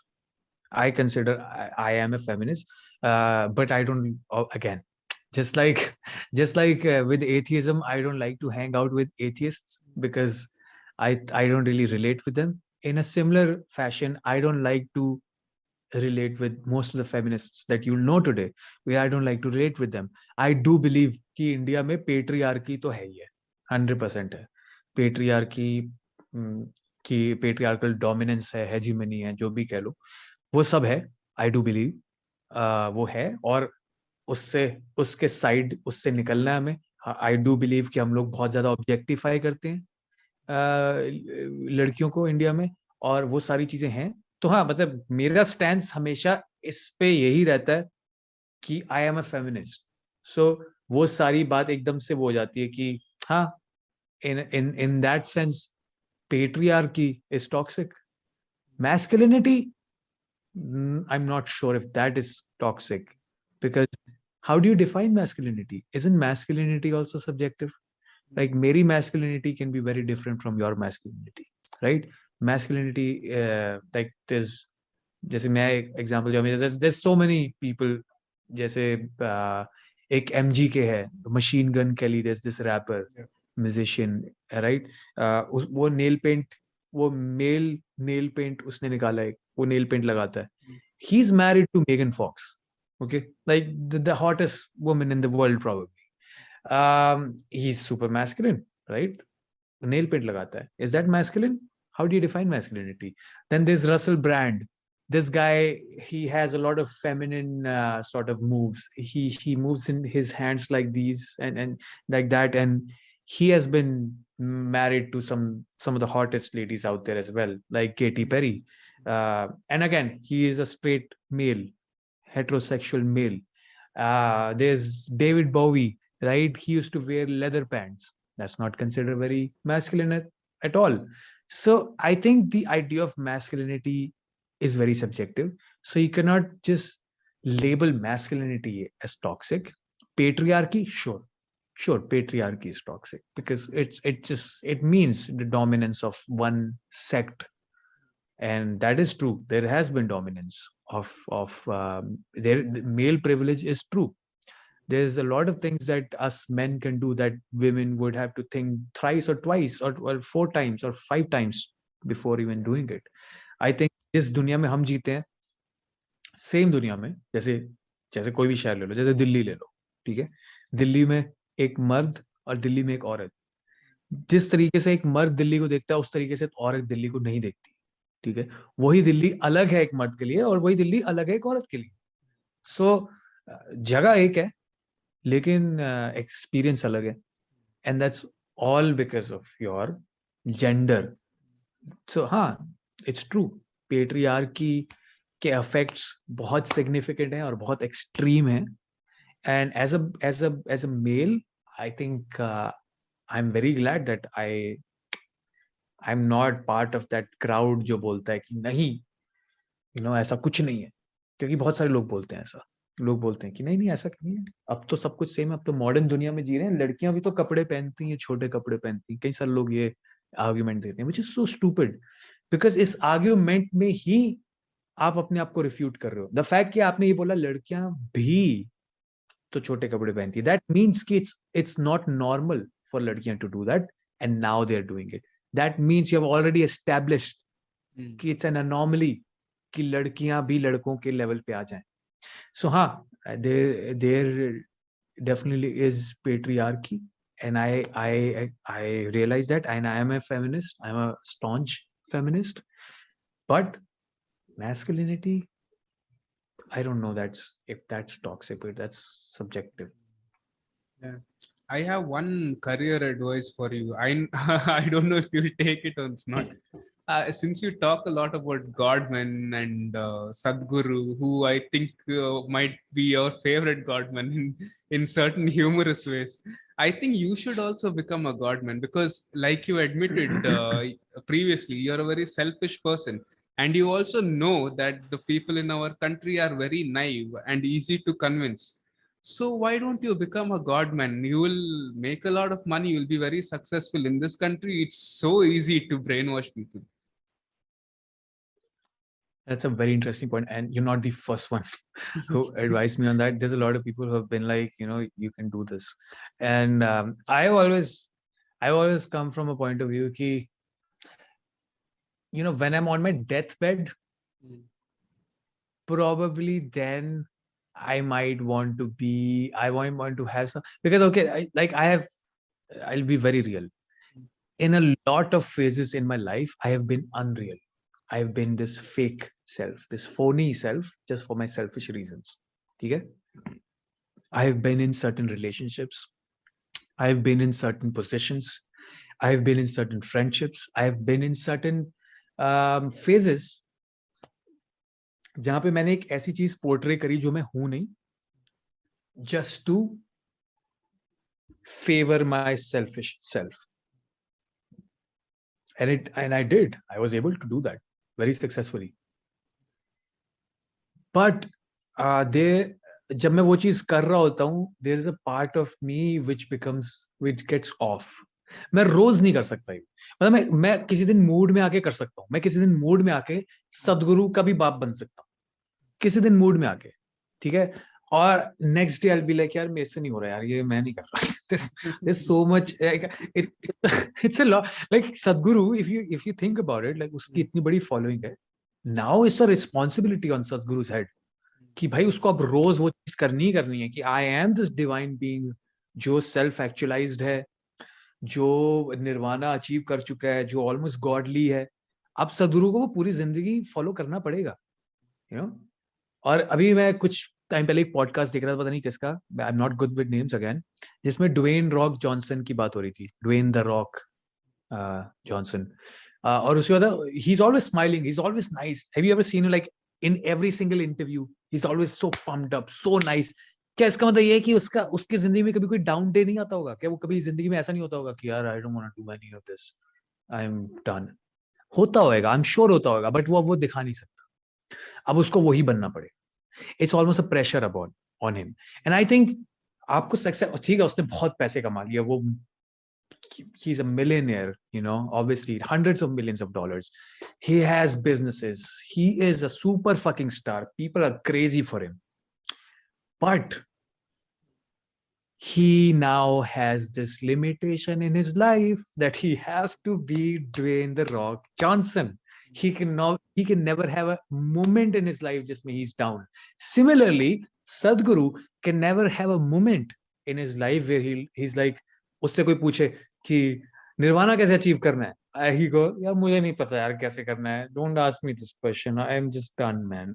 He can never do that. He can never do that. Is that freedom? That's not freedom. I want to be free. The reason जब मैं बोलता हूँ कि I'm selfish, that means there's certain selfish needs I have, and I see my freedom is through financial gains. ठीक है? If I have a lot of money, I can be free. I see that. अभी तो मैं 27 हूँ, अभी I see it in that manner. अभी मैं उस लेवल पे नहीं पहुंचा हूँ कि मैं 50-60 साल का बुढ़ा हूँ और मैं बोल रहा हूँ कि नहीं, मुझे बस एक अच्छी फैमिली चाहिए और मुझे मेरे पोतों के साथ खेलना है. That's not who I am at this moment, right? So अभी मैं उसको इस तरीके से देख रहा हूँ. But ठीक है, अगर मैं बहुत सारे पैसे बना लूँ इस चीज से, but then I won't be free in that sense कि I cannot be myself now. Now I cannot talk about a certain things. Now I cannot be open about a certain. I cannot openly tell people that I'm a fucking loser. But you know what? You're asking me a question, but I don't have an answer. I cannot do that. Sadhguru can never do that. You ask Sadhguru a question, he will always have an answer. He is now responsible. He has now that pressure. You always have to be answerable. So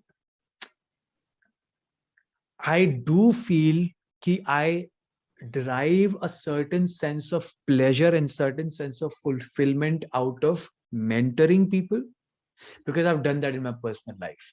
not for my profession. Professionally, be like, obviously the teammates that I work with, the people that get hired into my organization, yes, I somehow I mentor them in one or the other way, and that gives me certain sense of fulfillment. But I've never done that for money or for my professional means. But maybe in the near future I would do that, but I wouldn't want to be another Sadhguru. I wouldn't want to be another one of those. Osho, I respect Osho. I have a lot of respect for Osho because that guy was a fucking beast, man. This guy is like, there was no right and wrong in his realm, you know. इसी वजह से Sadhguru obviously is a wannabe Osho, but Osho was the shit. Like, so if anything, if I ever get to a point where I can, be like, what, I can mentor people, and obviously at the end of the day, I have to somehow align my life with it, because I don't want to lack freedom, because I can do one certain thing for a while, and just जैसा कि मैंने बोला कि I get fed up very easily. I get like, I cannot do this anymore. I was in a good mood. I started doing it, but now it's not my thing. So, if anything, if I ever start mentoring people, it will only be when I will have that realization ki I have come to a point ki, okay, now I can be free while doing this. Now I can be fulfilled while doing this. I don't have to fake anything. I don't have to be unreal. There can be a point where I'll just be like, hands up, I don't know anything. Unlike Sadhguru. Yeah. I really like your explanation and comparison between Osho and Sadhguru, because I recently finished reading The Independent Mind, very thin book by Osho, and I've also seen in my past, I've seen Sadhguru videos. I unfortunately have some friends who are big bucks of Sadhguru as well. And I've come to realize that Sadhguru is Osho for naive and gullible people who are also highly educated and who have a lot of money. Because this Sadhguru's courses are so expensive, he never targets poor consumers, never. Even Osho also doesn't target poor people, but he's very open about it. He's like, I am a player. Exactly. He's like, real. He's like, exactly. I need money. I need my Rolls Royce. I need my diamond ring. I need my Rolex. Yes, I need money. Throw money at my face, bitch. That's what Osho is. So finally, I want to end with another vague question. This podcast has been full of vague questions but interesting answers. What do you think is the purpose of life?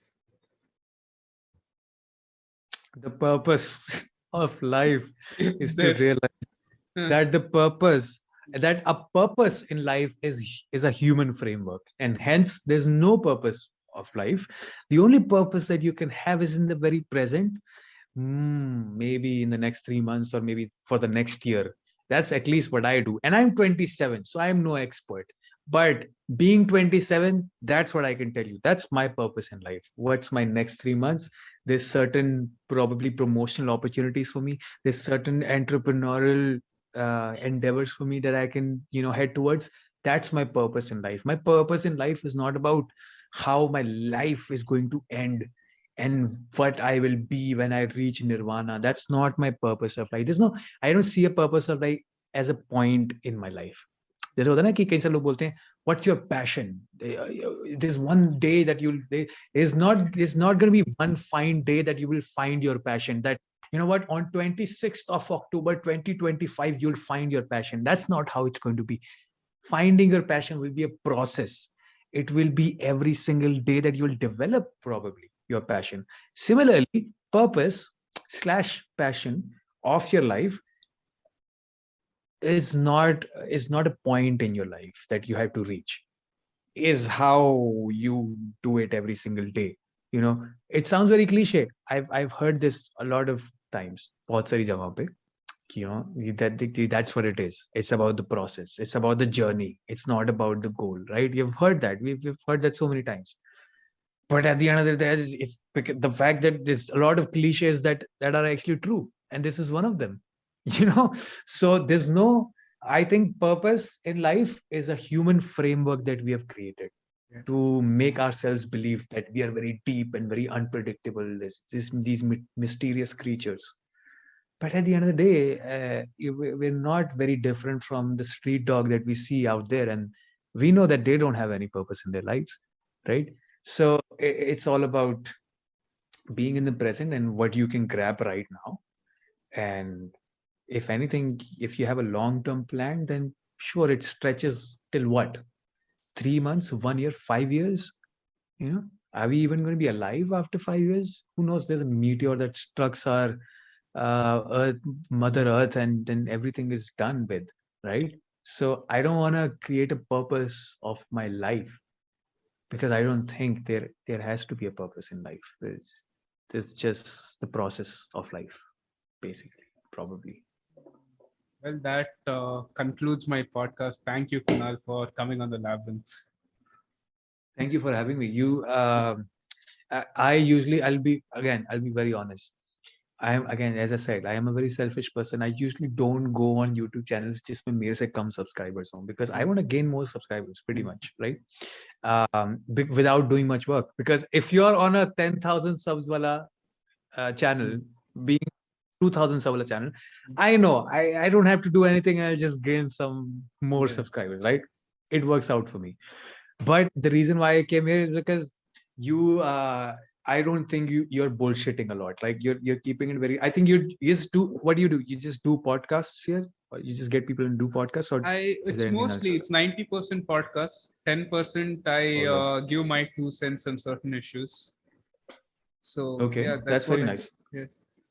No, I like that, because I think I can also, like, I like to do interviews with other people. So this was very nice for me. I just get to relax and just not bother about asking rather than just blabbering. So is what I said, this was nice. And also I like the fact that you you are poking, like you poke into questions. So that's very nice. You keep it very open-ended. It's not like very objective sort of structure here. So I guess that's one of the reasons why I was like, yeah, this sounds like the channel that will definitely grow if you continue doing this.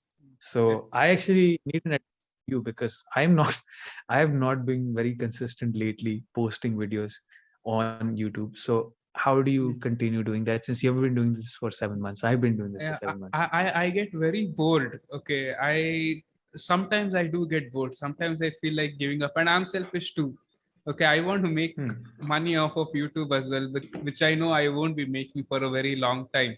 That reminded me of a very important question which I forgot to ask, which I'll be asking right now. This podcast was supposed to happen last week.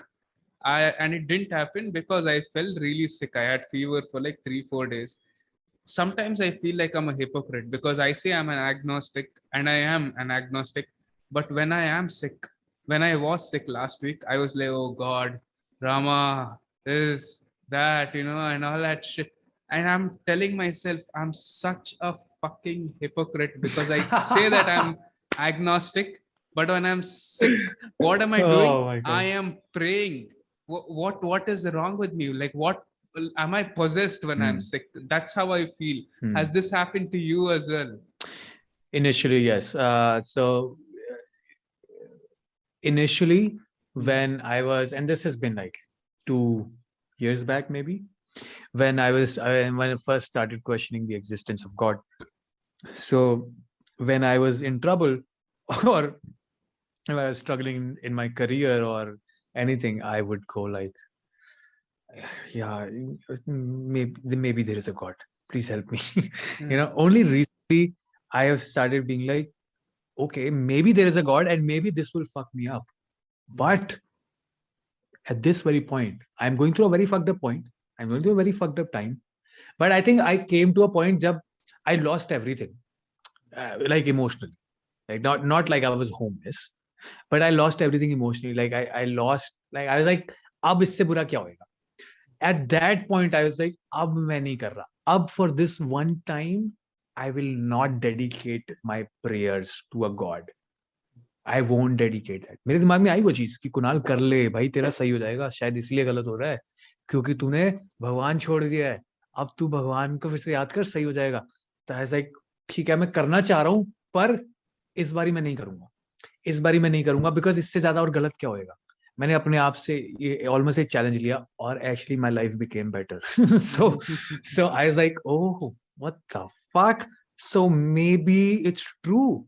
Maybe there's no God out there. Maybe it's just the positive affirmations that we give ourselves. Maybe it's just the placebo effect. Maybe I just need to be stronger emotionally and psychologically, and I can do that. I can do that by developing my own agency, my personal agency, and I've done that. I have been doing that now. Or I will post. I will soon post a video on this personal agency and collective agency.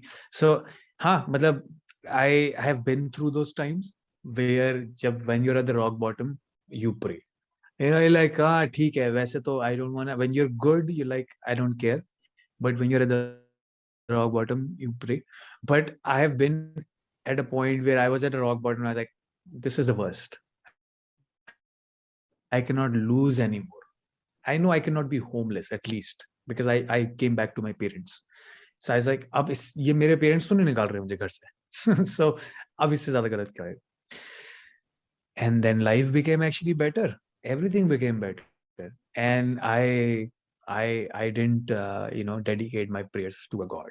I can still pray in the sense that I can be in gratitude of the things that I have in my life, that I'm thankful of, that I'm grateful of.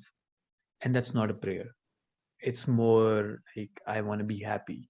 So let me think about the things that I'm happy about. Like the fact that I can drink a beer right now, I'm happy about that. I'm in gratitude. Then the fact that I can just sit and chill, and this is Saturday. A lot of people work on weekends. I know it's a big deal to chill on weekends. That makes me feel better. So I have found my own ways of giving myself positive affirmations without it being divine. Yeah.